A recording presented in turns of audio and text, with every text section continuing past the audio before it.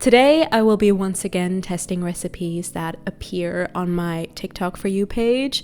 It's always a fun time because I get to have a bit of a break, be less creative, and just see what's out there in the online food space. This video today includes 5 quote-unquote healthy desserts because someone suggested that in the comments recently. It feels right though to make the disclaimer before we get into this, saying that regular, actual non-healthy desserts are absolutely fine and wonderful, and I highly encourage you to make something indulgent. Yeah, treat yourself. Personally, I have a major sweet tooth, which is why I love these types of more nutritious desserts because I get to have them for breakfast. So in my book, this is a breakfast video. Let's get into these ideas. Thank you to Squarespace for sponsoring this video.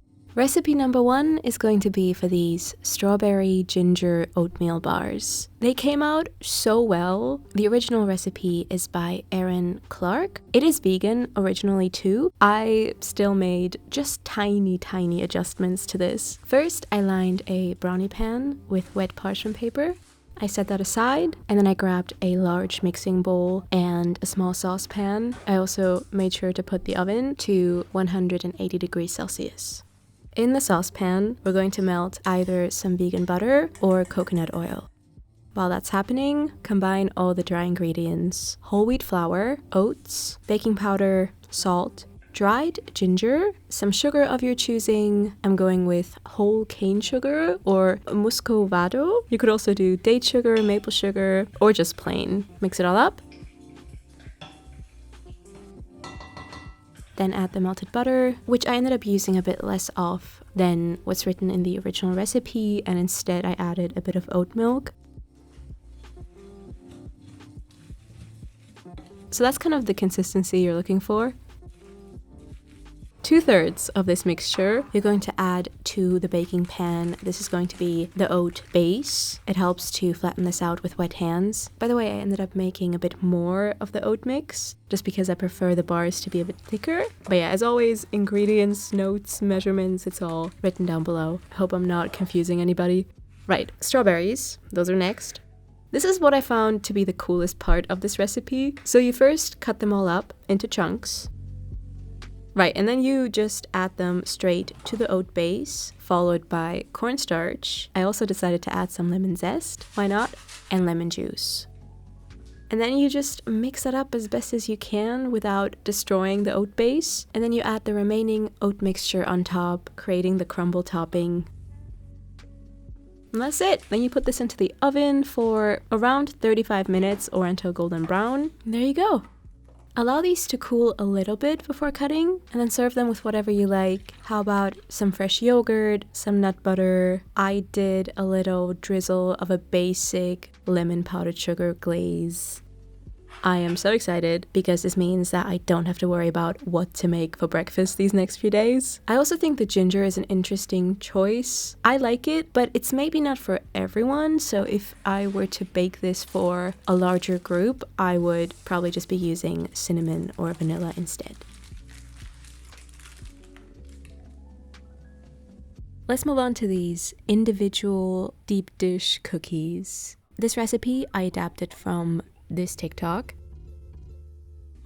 First, I took 2 ramekins and greased them with a bit of coconut oil. I also made sure that the oven was preheated to 180 degrees Celsius. Then I mixed together all the ingredients for the cookies except for the chocolate chips. So nut butter of choice, sugar of choice. Again, can be date sugar, coconut, regular, some kind of liquid sweetener, vanilla, ground almonds, whole wheat flour, tapioca starch, baking powder, salt, and a bit of non-dairy milk to adjust the consistency.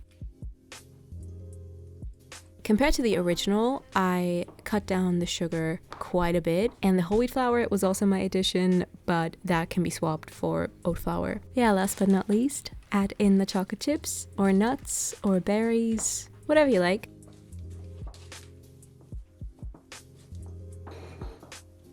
Press the dough into the ramekins.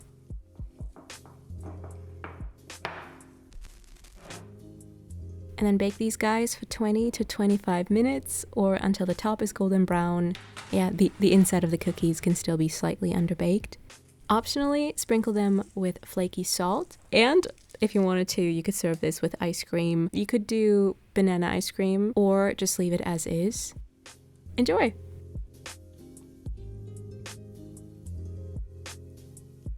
Next up, we're testing this recipe by Chloe Vegan. It's for this healthy tiramisu-esque cake. I was very intrigued by this. Instead of soaking the cashews in hot water, I decided to boil them. So here I am adding the cashews and the water and bringing that up to a boil. I'm also adding a few large dates in here. My mom got those recently from the Turkish market that we have here in Berlin. As this is boiling for 15 to 20 minutes, I'm combining all the dry ingredients in a large mixing bowl. Ground almonds, oat flour, baking powder, and I also added some salt. The dates really only need like 5 to 10 minutes. I'm taking them out of the water here and mashing them up with a fork. The date mash goes into the bowl as well, together with some non-dairy milk, vanilla, and I also added some caramel flavor drops.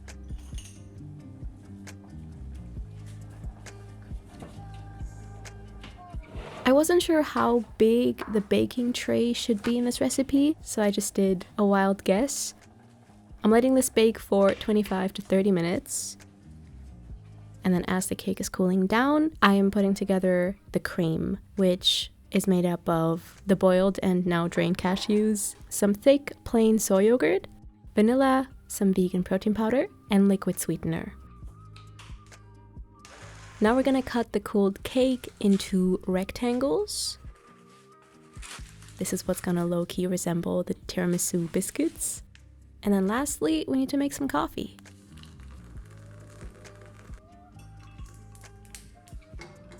And then it's on to assembling the cake. So we're starting with about half the rectangles, covering them in quite a few tablespoons of the instant coffee. Then you add half of the cream mixture. I did that quite messily. And then you top that off with the remaining rectangles and then a second layer of the cashew cream. My cream to pan ratio was off since the container that I'm using here is a lot bigger than the one shown in the TikTok. So I ended up having to add a bit more yogurt to balance everything out. I will have adjusted measurements in the description though, to fill up this 22 centimeter square pan. Even just using yogurt would work if you wanted to go even simpler with this recipe.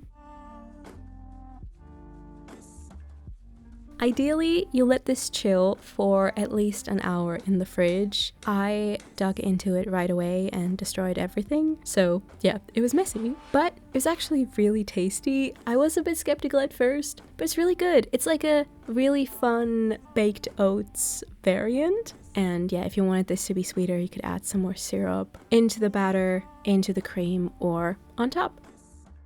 So I've been seeing these frozen yogurt chocolate bites all over the internet. They're super simple to make and only require a handful of ingredients. Let's make them. First, line a large plate or a small baking sheet with parchment paper and set that aside. Next, to a large mixing bowl, add plain thick soy yogurt, peanut butter or another nut butter of your choosing, and liquid sweetener. Mix that up. Now using an ice cream scoop or a regular spoon, add little dollops straight onto the parchment paper. It's alright if they're not perfectly circular. Once the yogurt bites are frozen solid, melt down some dark chocolate. Feel free to add a little bit of vegan butter or coconut oil to the melted chocolate.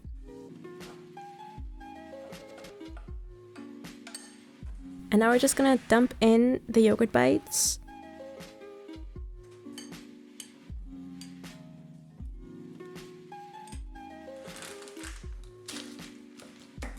And then optionally, you can sprinkle them with crushed peanuts, some flaky salt, sesame seeds if you wanted to.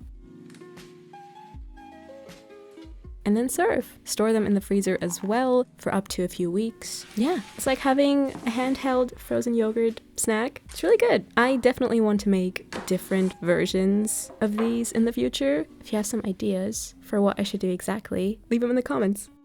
Okay, last but not least, we've got this protein cheesecake parfait that I turned into a chocolate mousse version. It is so good. In a small to medium mixing bowl, place some room temperature vegan cream cheese and whip it up until light and fluffy.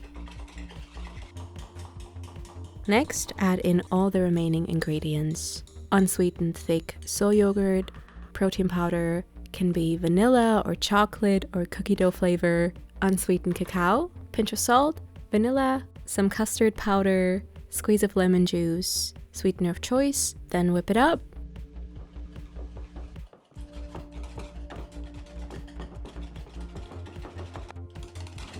Taste test, adjust the flavors if necessary. And then divide this between 2 small ramekins or mugs, bowls, and place them into the fridge for at least an hour. Feel free to serve this with cookie crumbles, granola, some fresh fruit, chocolate chips, whatever you like. As a kid, I was obsessed with adding unsweetened cacao to my yogurt, so this is very reminiscent of that. If you end up trying any of these, send me proof via Instagram. I would love to see your end results, and leave a comment letting me know what videos you want me to make next. But yeah, thank you so much for watching until the end. And now, a word from today's sponsor.